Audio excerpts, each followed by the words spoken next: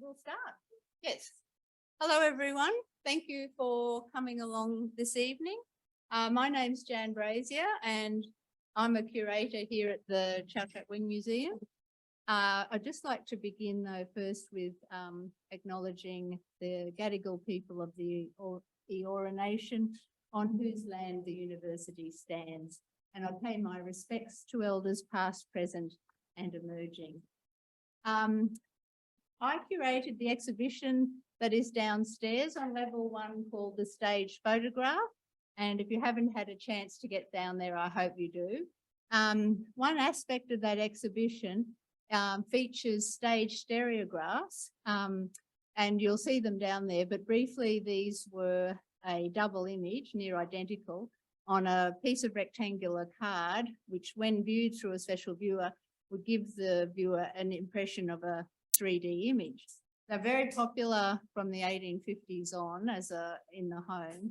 And although the main market for them was really to show landscapes and places around the world, there was a stream that where the photographers staged scenes that told a story, and often a joke or a humorous scene.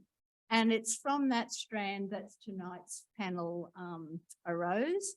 I was absolutely delighted to meet with Jessica, and then Robert, Will, and Mark. And I want to thank them just straight away for having come along tonight and provide their insights.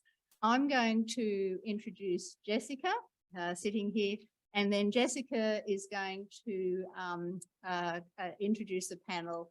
And after they each speak individually, there'll be time for questions. Dr. Jessica Milner is here. She's an honorary research associate at University of Sydney and at Brunel University Centre for Comedy Studies Research. A member of Clare Hall in Cambridge, she was twice served as president of the International Society for Humour Studies. Her many books deal with farce, satire, the European comic tradition, and cross-cultural studies of humour in Australia, the UK, Japan, and China. Jessica coordinates the Australasian Humour Studies Network, of which the people here tonight are members. And I'll welcome Jessica here, and I look forward to hearing you.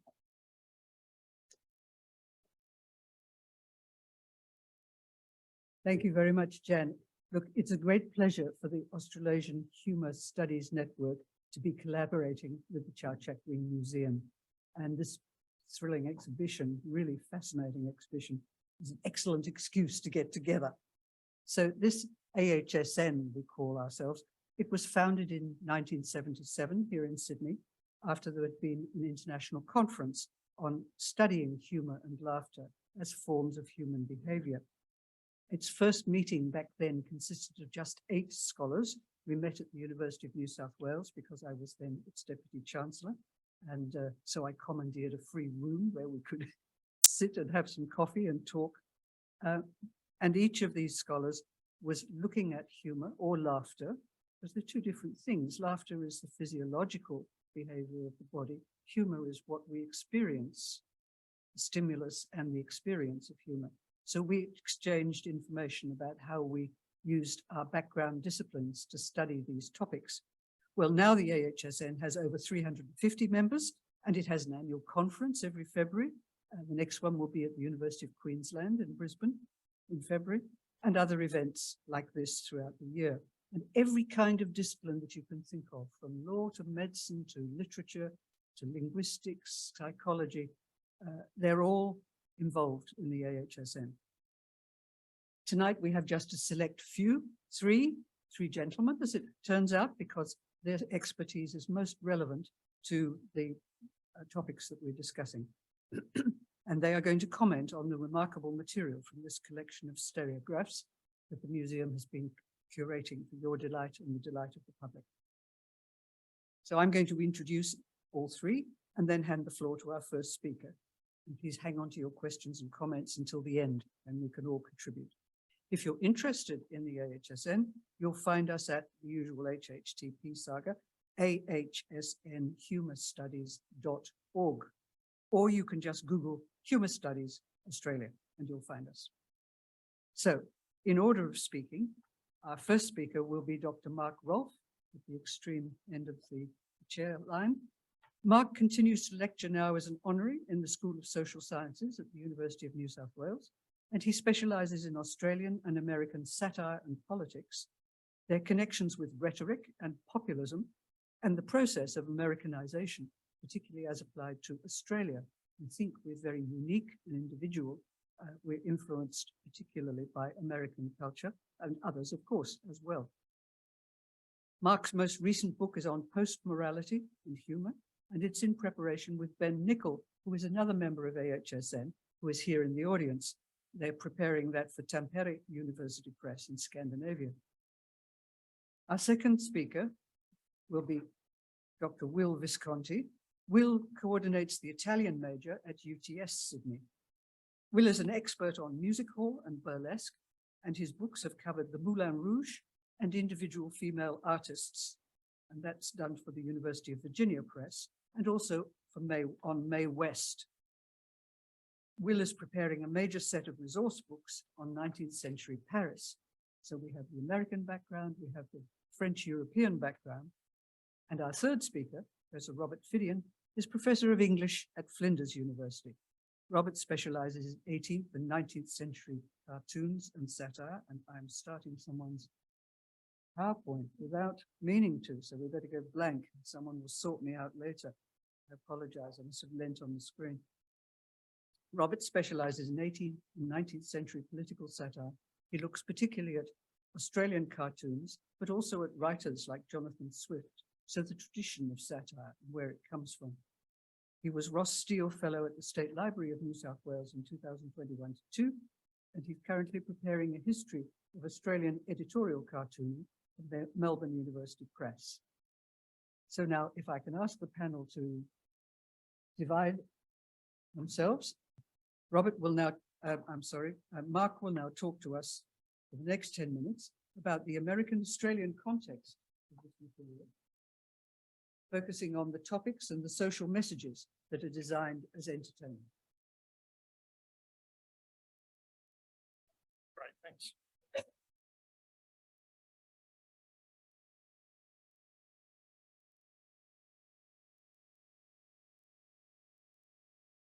Good evening.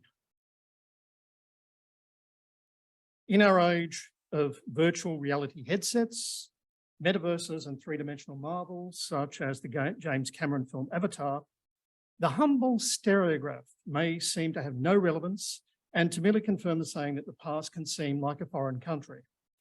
But whenever we travel overseas, we do still find some things that seem familiar, as well as some things that seem downright weird. Our familiarity is that we live in the era of mass entertainment, and the stereograph was the first visual mass medium of entertainment, although this has been generally forgotten. Stereographs comprised before World War I a huge fraction of the American market for photography. The first rudimentary stereoscope was invented in 1832 in England, and the lenticular stereoscope, as it is called, was also developed there around 1850 by David Brewster. Now that became the first commercial stereoscope, but the stereoscope developed in America by a chap called Oliver Wendell Holmes in around 1859 was the most successful and led to a shift in the center of stereograph activity in the world to America, where it remained unchallenged for 80 years. That dominance meant American stereographs flowed readily to Australia, where they were sold or were copied by enterprising Australians. This American lead happened for four reasons. Firstly, the market lulled in Britain in the 1880s. Secondly, several American publishers of stereographs took off in the late 1870s and 80s and eventually dominated the American market before spreading to Europe in the 1890s. Thirdly, these firms adopted mass production processes. By 1901, the biggest firm, Underwood & Underwood, was publishing 25,000 stereographs a day and 300,000 stereoscopes a year. Lastly, Underwood & Underwood led the way for these firms in creating demand by selling stereographs not singly, but in box sets of anywhere between 16 to 300 slides, but usually of 100 slides. A result of these developments is that these firms scoured the globe for views to feed a hungry mass market. From the comfort of their homes, families could be transported around the world by a little device that gave a sense of 3D depth and immediacy. They viewed people, cities, and sceneries of their own country and of distant lands. They saw something of wars, civil wars, and rebellions. And some were titillated by pornography. In other words, stereographs encompassed the gamut of human experience, and that included humour. The humour of stereographs could involve puns, such as the Great Australian Bite, okay? Or the Western train robber holding up a train. Or stereographs such as this Australian one that was entitled, "I've called about a hat." It will mean nothing unless you have the background to know that this was a catchphrase that came from a popular comedy of the era called Mixed or Three Hats, which was based on a French farce that was first performed in Brussels in 1870 and in Paris in 1871. Now, by 1920, that catchphrase was referred to as an old gag in the newspapers because the play had been staged across Australia since 1885. In other words, many people knew the catchphrase in the same way that fans of Monty Python know the catchphrase, "He's not the Messiah, he's a very naughty boy," or fans of Little Britain know "Computer says no," or "The only gay in the village." Like all successful human communication, the catchphrase of humour taps into communal knowledge. What is widely known, but is assumed and shared by the speaker and audience. Think of the cascade of associations I can elicit in your minds if I say the words Albanese or yes minister. And on this point of the catchphrase, many people criticise current political speech for their sound bites, but our 19th century forebears demonstrate the history to such rhetorical techniques. Now, some stereographs reveal humour that punch down. That is, upper or middle class people could laugh at the stupid housemaid, which was a major category of comedic working women in stereographs, and was usually depicted as an unattractive Irish woman. American stereographs were tapping into the awareness, prejudices, and stereotypes of citizens about Irish immigrants and their children, whose numbers peaked there in 1900. This stereograph of the dim-witted Irish servant in her underwear, serving food undressed, again there's the use of the pun, was repeatedly pirated and found its way into vaudeville skits and early short films before 1910 in America, as well as to Australian shores, where we had our own Irish population. So this comes from the Chak Museum collection.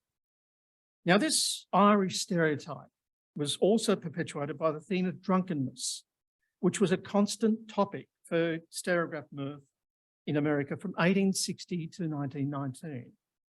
So such stereographs featured inebriated husbands and especially drunken Irishmen performing stupid acts. So here you've got Smith in search of the keyhole. He obviously can't find it because it's too drunk. Now, I said the past is like a foreign country, and sometimes that foreign country can seem very weird to our eyes, like this one, which is in the collection. Well, what are you looking at? Yes, you're not the only one to find this distasteful. We rightly have taboos around children and sexuality, and this catchphrase elicits it. But this stereograph was part of a so-called childhood series, you know, one of those box series of stereographs about children, many depicting innocent aspects of childhood, but also depicting children mimicking adult behaviour. Now, I've mentioned the influence of American stereographs as the first visual mass entertainment medium. That must be put into context of at least 90 years of American commercial development from the 1830s onwards. In the field of newspapers, lecture circuits, minstrelsy, variety, vaudeville and film, and they intermingled to form the commercial mass entertainment that we know as show business, of which humour was a central part. Like the Stereographs, these American developments easily found their way to eager recipients and adapters in Australia, which became in the 1870s an extension of the American entertainment market through regular steamship routes to Australia from California. Now, the first solo blackface act appeared in Sydney in 1838. From that, minstrel groups went on to dominate Australian stages for the rest of the century, to be joined by vaudeville in the 1870s. Generations of American entertainers, such as the young W.C. Fields, brought the latest minstrel and vaudeville developments in songs and sketches to Australia, and with British artists, dominated tours across the continent. However, one scholar noted that Australian artists were largely viewed as being equal to, if not better, than the foreign imports. They adapted American themes, songs, and comedy to local affairs, thereby satirising local politics, expressing racial anxieties about Chinese and other non-white groups, and appealing to unease over urbanisation and modernity.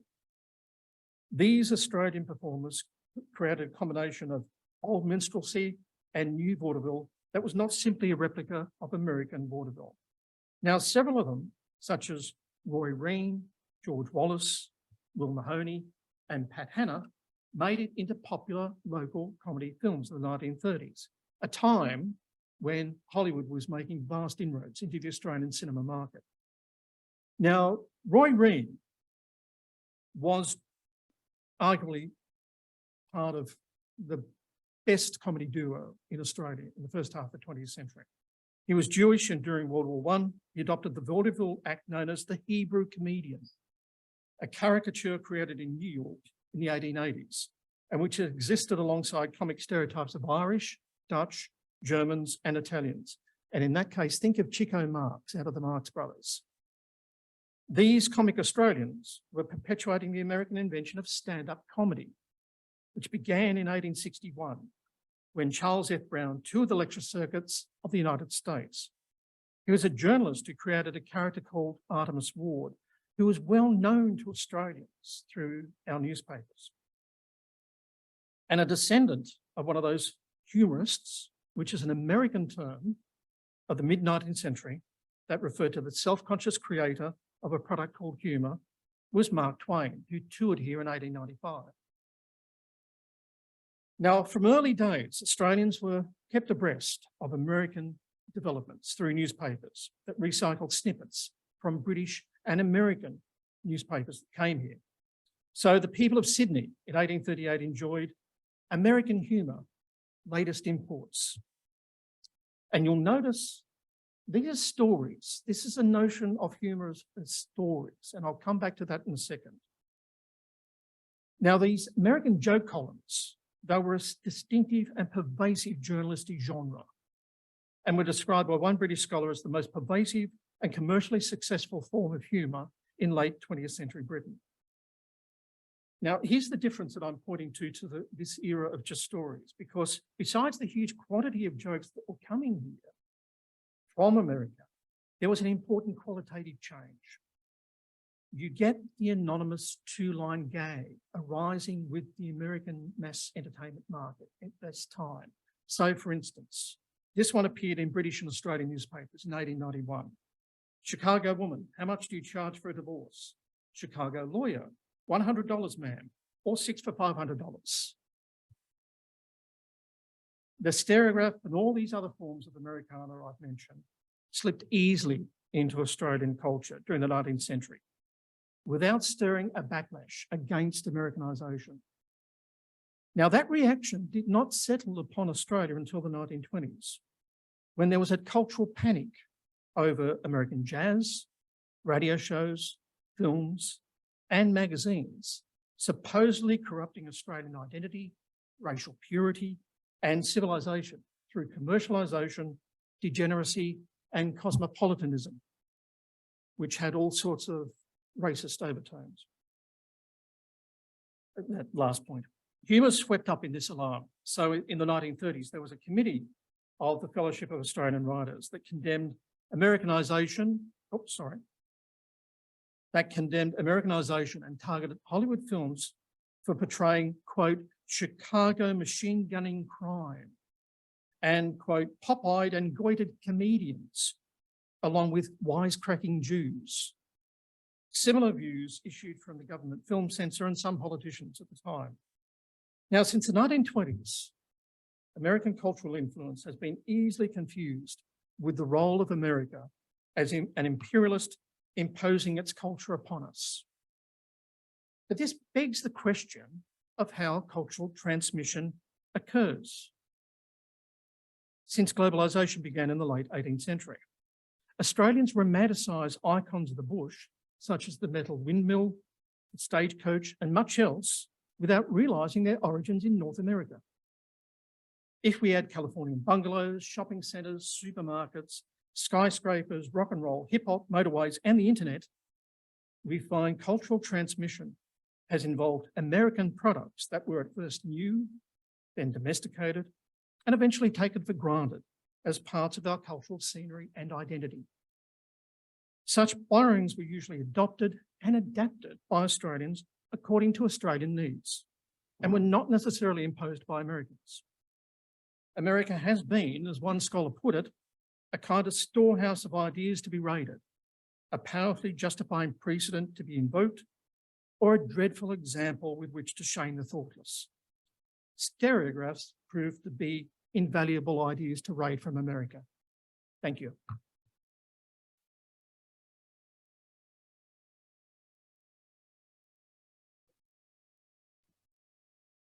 I'll now ask Will to come forward and give us his tantalizing presentation about music hall as a genre and the performative context for this material.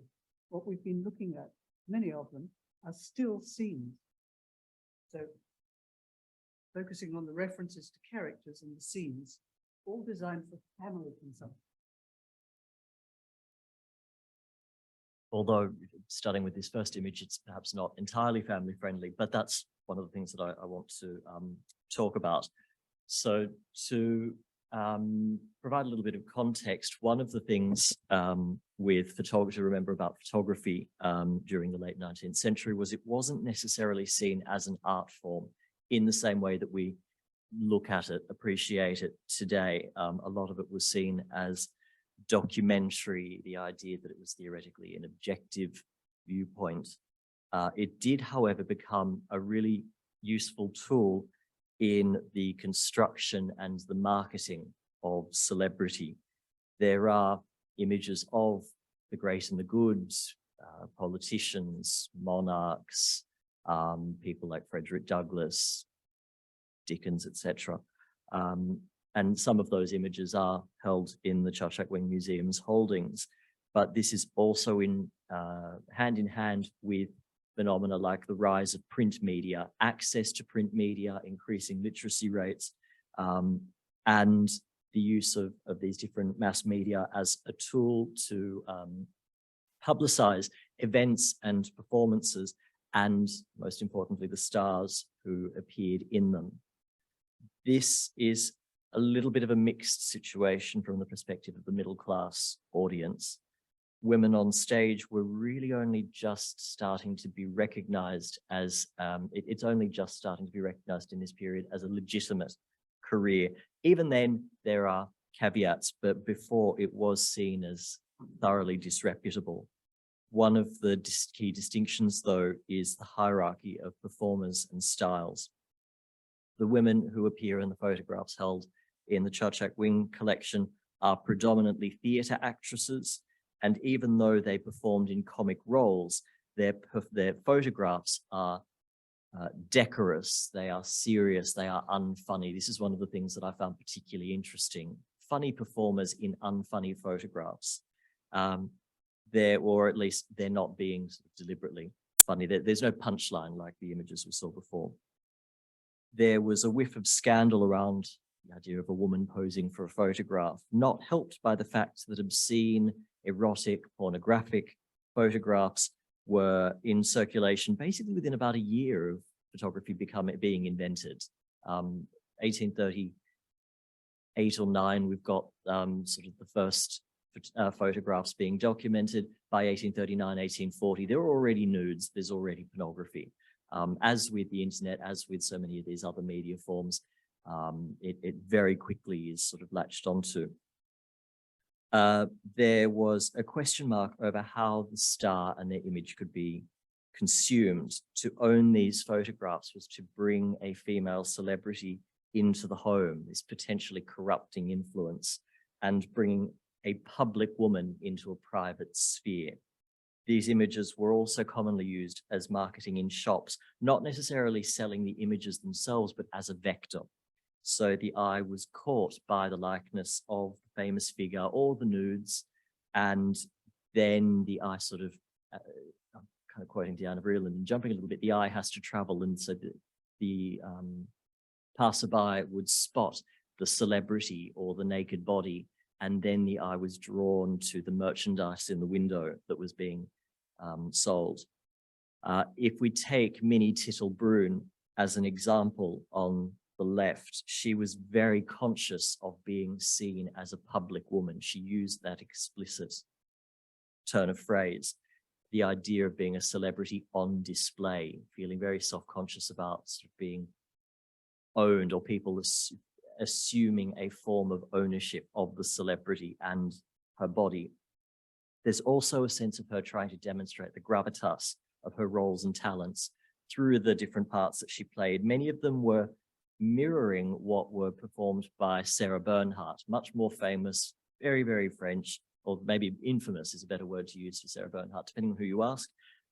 This image that we see here is Theodora, the lead role in Theodora, whom Bernhardt made famous. There were others like L'Aiglon, which is actually sort of a gender-bending Napoleonic role. She plays the lead, who is a man. Another one was the tragedy Camille, a consumptive courtesan. Minnie was an American performer, but famous in Australia, more famous here than in the US, as it turns out. And the distribution of photographs helped to boost her or other performers' profiles internationally. It was PR, it was merchandise, it was kind of like card collecting, stamp collecting, that sort of thing. And when she toured to Australia, she came over with J.C. Williamson and co. There's also not only the hierarchy of sort of the perceived hierarchy of actresses and performers, there's a hierarchy of comedies that needs to be borne in mind. Minnie Tittle-Brune and Decima Moore, we see here as well, were seen as more socially acceptable because they appeared in what I loosely call legitimate theatrical comedies, much more genteel. There were other women like Maud Jeffries who made their name through performing Shakespearean comedies. This all is in contrast to more music hall, café-concert type of material. It was more working class performers, working class characters, working class repertoires, working class punchlines as well. Some of the women whose photographs comprise this collection also, in terms of moving through kind of hierarchies, if you like, they began in the chorus and then took on more substantial comic roles. So there's a way sometimes to trace the evolution of a career of a celebrity through their representation. Some of them began as Gaiety girls in the line, and they were not necessarily, again, shown as comic, but as glamorous. This diminished the threat that they were perceived to pose in some ways, in terms of the kind of danger to middle-class morality posed by the dancer. She's pretty, she's dainty, she's ladylike, she's charming, but it's not as overtly sexy or saucy like some music hall performers. Grace Pallotta is another example. She was Austrian born, but came to Sydney, and she was known for her comic timing as well as humor, which relied on her accented English. So it's almost moving into kind of ethnic stereotypes, what they used to call the Dutch, German-speaking stereotypes, and laughing at herself a little bit, leaning into that. While she was a comic actress, she played breeches roles, which, if any of you are familiar with British pantomime, it's not uncommon for a woman to play the role of Prince Charming, historically speaking. And again, the photos are not funny, but they highlight her elegance, her beauty, and her propriety.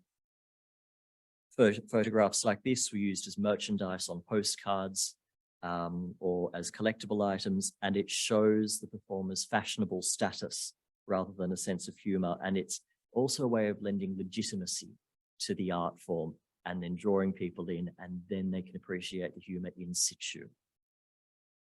Some performers were comic and used that audience to draw attention to very serious issues.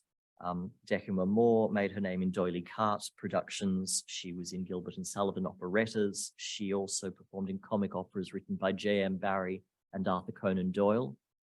So again, I mean, we can also talk about the sort of versatility of those writers branching into comedy and stage performance.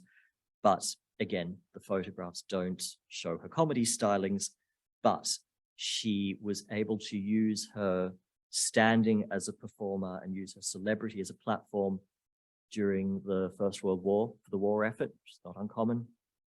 Slightly more singular, she was a founding member of the Actresses Franchise League, which was campaigning for female suffrage. Where these women, however, couldn't be funny, other images could. Non-human representations were able to. So we've got diablerie, which translates as sort of devilry, devilment, but more simply, it's also a word for mischief.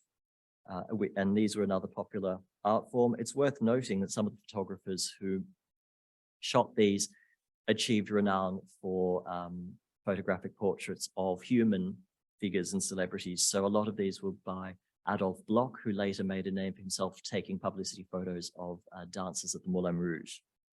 He's a Parisian example, and this was an exclusively French art form for a genre from about 1860 to 1900. And there are these scenes with titles like Satan's Odalisque. And you know, these were also able to, people could see them out and about. They were also collectible as images.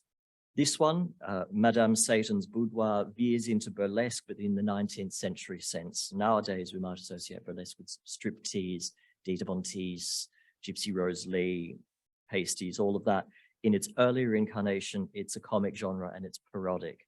It's a burlesque show historically was maybe a little bit closer to sort of the Wharf Review than the Windmill Girls, but we see the same elements here.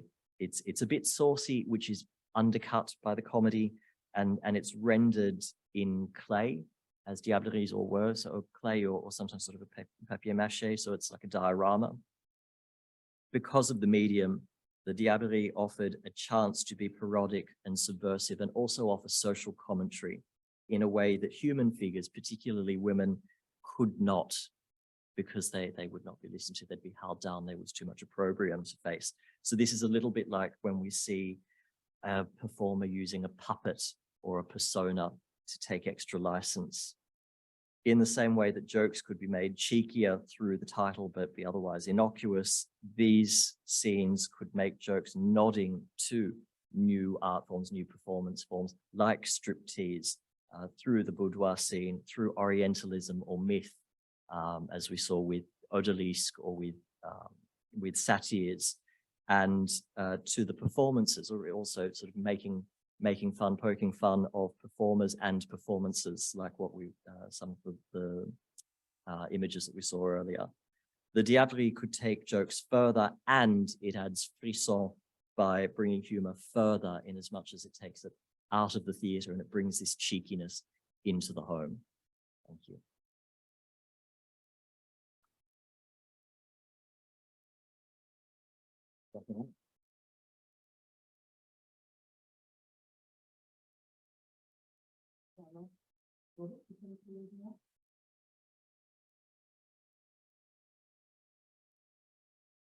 It'll be the 3-page one. Yeah, no, it's very short.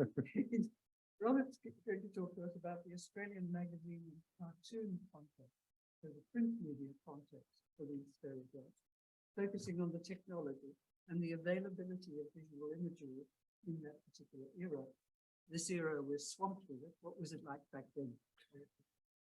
Thank you, Jessica. Yeah, that is definitely where I'm coming from. So I've been working, I've been fortunate enough to work at the State Library of New South Wales on and off since COVID, on a fellowship, allowing me to look at pictures, look at cartoons, because I'm working on a history of Australian cartoons. And I've spent a lot of that time particularly focused on focused on Smith Weekly, and the cartoonist that I'm looking at today. No, where am I? No, it doesn't. There's a pointer coming.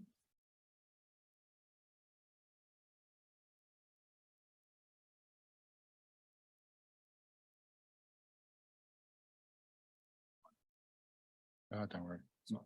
I have to get, no, I wasn't trying to get to go forward. So I was trying to get the pointer to work. The pointed, Virgil Riley particularly, and also Molly Horseman and Joan Morrison, but I'll come to them.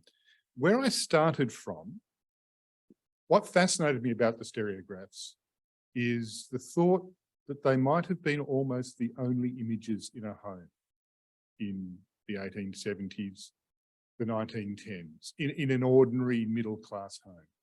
We live in a sea of images.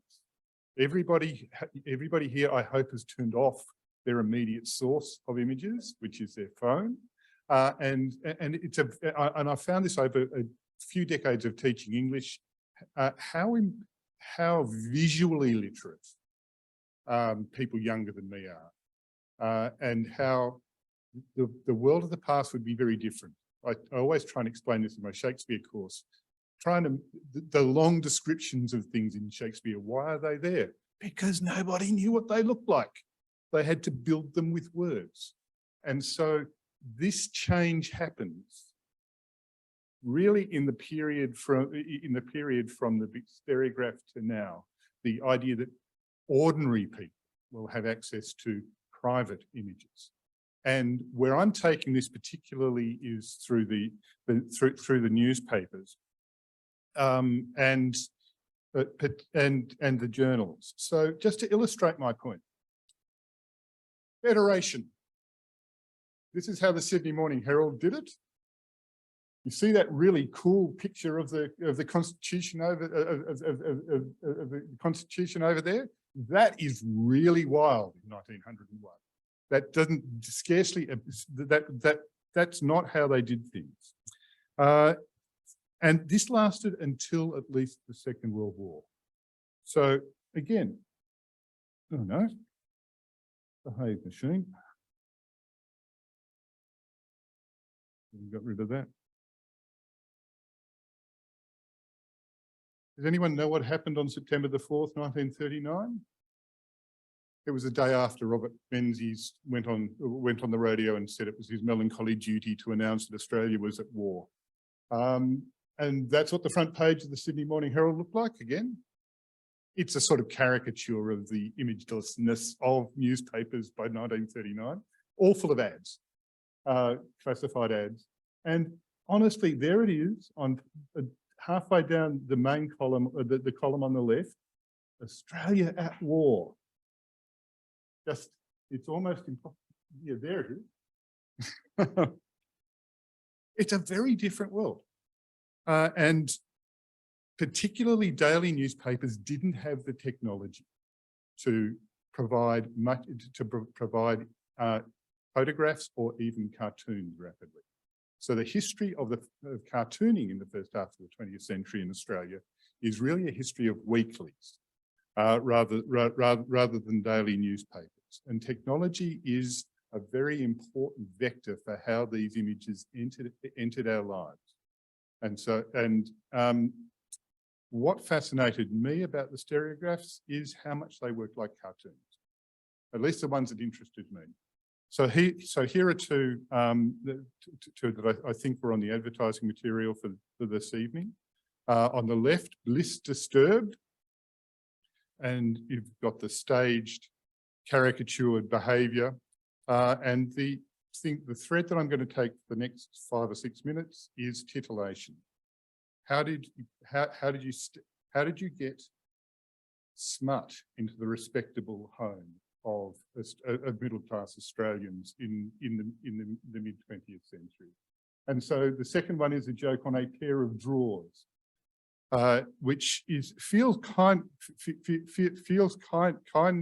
of laboured, because those are drawers of water, and then there are drawers on the screen. But we have to realise that this is from a period where, well, one of the classic stories is from 1907 in Dublin. J.M. Singh's play, The Playboy of the Western World. There was literally a riot in Act 3 when one of the characters mentioned shifts. That was at least the pretext for the riot, anyway. The idea that noble Irish women would have shifts was apparently so shocking that they had to mob the stage. So there's a level of prurience which makes the jokes work a lot better. I'm not particularly opposed to it.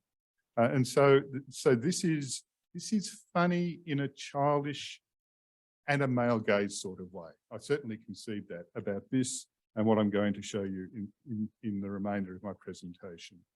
So weeklies dominated images from the home because they had the time. Again, they could draw these things, they could distribute these things, they could reproduce them in a competent manner. And the Bulletin had been the major weekly for cartooning in Australia through the 19th century and through Federation, but it was still attached to a bush aesthetic. I rather like Percy Leeson's cartoons of a place in the country with a few dozen people, but it is very much an old-fashioned version compared to the increasingly urban Australia. And that's been the thing I found most about Smith's Weekly, which ran from 1919 to 1950. So there it is, Darlinghurst Nights, which is a joint work of the cartoonist Virgil Riley and the poet Kenneth Slessor, and they did a series of these, which brought Australian imagery into the city in a way that it had scarcely existed before, and brought female experience rather more front and centre as well. And so Virgil lived from 1892 to 1974 and was very much a hero of the Roaring Twenties. Of the period after the last pandemic, I'm increasingly convinced that we're going a little bit berserk now in a remotely similar way. And he became famous at Smiths for what became known as the Virgil Girl. And yes, so the one on the left is, I think, my favourite. And the pretext here is it continues the drawers. You've got that lovely picture of drawers there on so what are you doing this weekend? Oh, nothing to speak of. Oh, I thought you'd given up, that sort of thing. And on the right, P, what makes you think the depression is lifting? We had our first land salesman round this morning. So property jokes, a permanent thing in Sydney, it seems to me. But what I like here, what I like here, I confess, is the elegance of the female image. That this is something that you can take. This is something that that you can take home, that you can get into the house in a way that has not heretofore really been an option. There are all sorts of problems with it. But I think it is important not to simply judge the past by our present standards.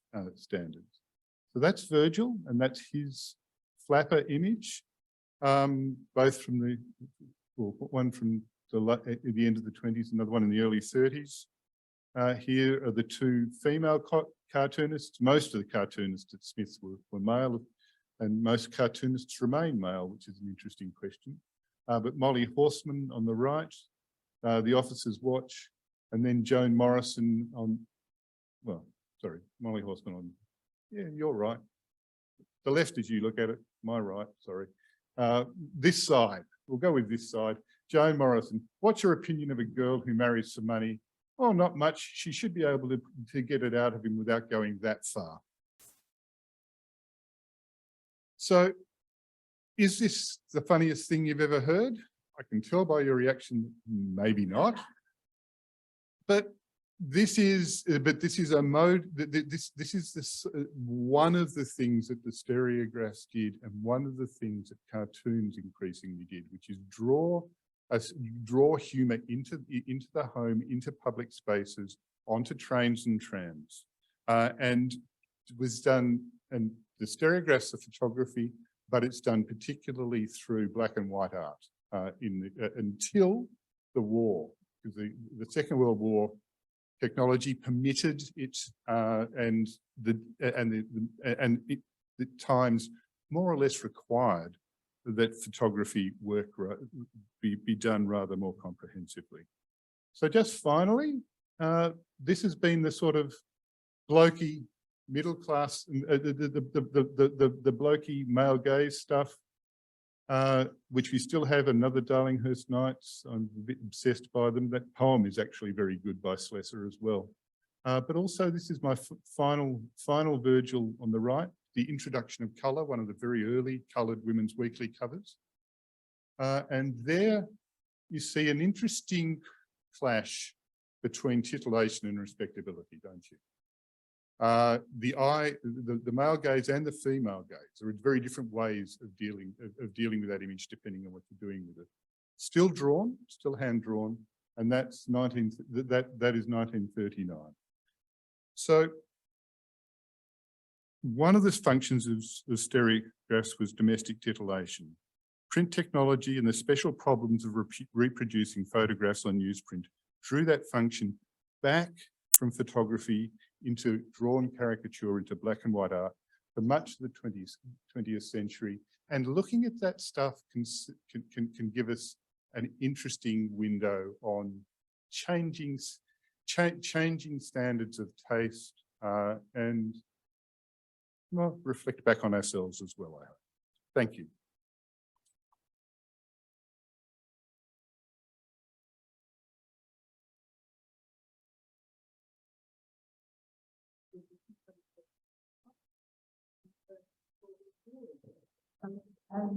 Please ask anything you would like. We don't have to take more explanation about it. We talk about it.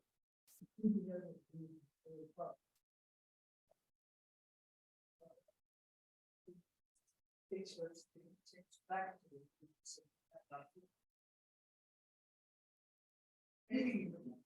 let's go.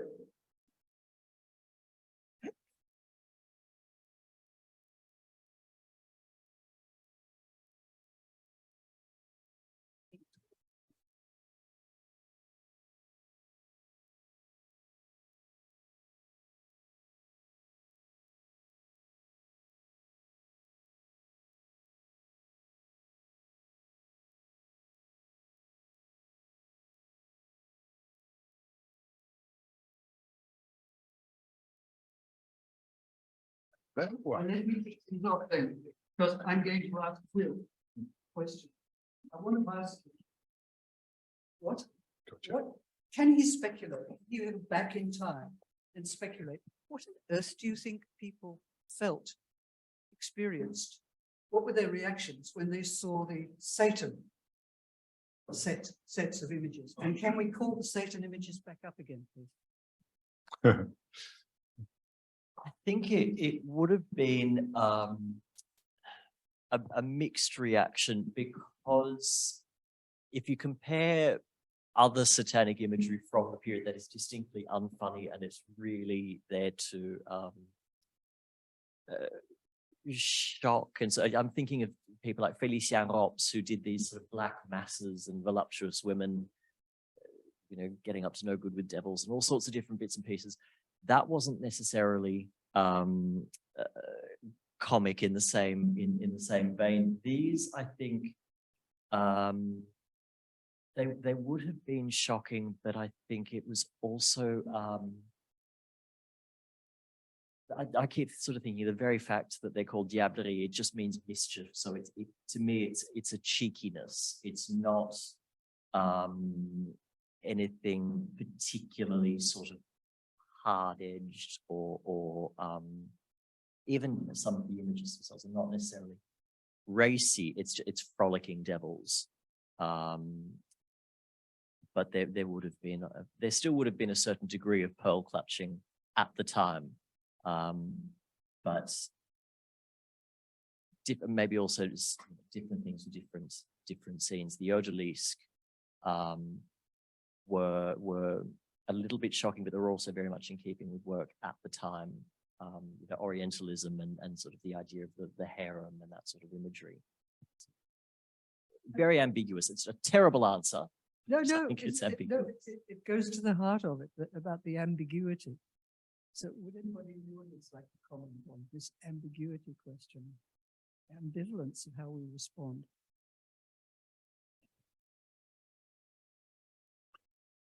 I'll tempt you. The word I'd throw in is playfulness. That this is that I don't think you've got to be a very accomplished wowser to look at that and be simply shocked to take it seriously. That it's it invites a sense of comic distancing. That's why I think that's why I think it functions as humour in a camp sort of way. Struck by the fact that Will commented that these things were made in clay, this particular series. So that puppetry, what's the impact of that? I think to an extent, the puppetry sort of, if we want to call it that, is a bit of a get out clause, because it's not human. It's sort of, it's props, as opposed to, I think, if it were more representational, I think it would be more scandalous. If it were people in a photographic series sort of enacting this, it could also very easily have more of a sort of obscene pornographic element. As indeed I have seen, there are photos of, there's like a sequence of witches going to a sabbat or something, and of course they get naked and they lather themselves in flying ointments, and then they vanish up the chimney, and you can see all of these photos. It's all posed, but what's the center of it? It's a naked woman rubbing herself in a mysterious ointment. So that's kind of, it's the pretext of a narrative, but everyone wants to see the bosoms and so on. Whereas this, I think, as Robert says, you kind of focus a little bit more on the punchline, the jokiness, the playfulness of it, because it's being ludic rather than veering into being lewd. That's also what the puns signal in the stereographs. I think that this is that they put a play frame. They say they remind you to treat it as amusement. Combination of the images that actually have text or a pun, a joke, a text attached to them. Your attention is divided. Part of it goes to the image, this slight salaciousness of it, compared to what we're exposed to these days, stockings and delicately drawn stockings and the raised skirts, and really very, very timid. But even the shock of that is mitigated by the fact that your brain is being asked to process the pun. That you can be a drawer of water, as you say, Robert, but also a drawer of teeth, which is what that. Sorry, yes. Of course, yes. I blanked. Most painful fashion, with the pair of drawers, the long underpants hanging behind her on the clothesline, and you get that pun distracting you. What are we supposed to be paying attention to more? The pain of the person. How do you react to that, Jan? They're your images. You curate it. I think it's really interesting that the caption and the image in the stereograph, because in the viewing, you have to, it's a very private viewing, even though it's in the home, but viewing a stereograph, it's you and the device. And also then it's not just the image, there is always that caption, and it's a sort of almost an in and out. That relationship between the gag and the visual. We don't have I haven't found recollections of people talking about how they use the stereograph or how they responded. But I think what's interesting before is the French diableries. Understand there's a sort of political element to those that is coded in them somehow, but certainly in our Australian and American, it's much more. I've been very interested in that musical link and the theatre. I think in some of those popular scenes and gags. You say they're private, but would you ever see? Are they ever? Do you think? Imagine they might have been furtive. Furtive. Yeah.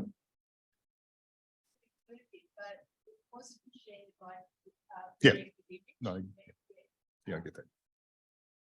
To our eyes, a lot of these images seem very unsophisticated, but I'm wondering at the time, how much sophistication or education do people have to really understand what was being,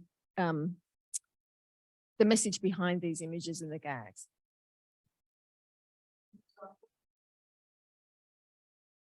Oh, I was thinking, even things like these odalisques, Satan, I mean, there's a lot of mythology and imagery in that may have gone completely over the heads of everyday, for want of a better term, everyday people. It requires a certain level of education to understand what's being implied.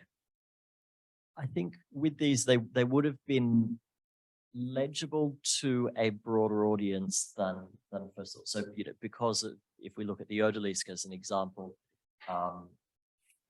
Orientalist sort of scenes and art they actually were sort of popular in tandem with the diablerie as a scene. So roughly 1860s to the turn of the century. So there would have been a certain degree of familiarity. Perhaps not absolutely everybody, but there was a degree of understanding of at least part. I think it was maybe one of those things like, we see this with some TV shows. There are the jokes that are put in, or if we watch a kid's movie, or I don't know, if someone watched the Barbie movie or something like that, there are the jokes that the 6-year-old will get. There are the jokes the teenager will get. There are the jokes the parents will get. And I think that's part of it. There will be layers. So there's kind of Like The Simpsons. Exactly. My favourite Simpsons example is the Ayn Rand, the Ayn Rand preschool. Yes. Which you do have to know a little bit to really appreciate. I'm not sending my kids there.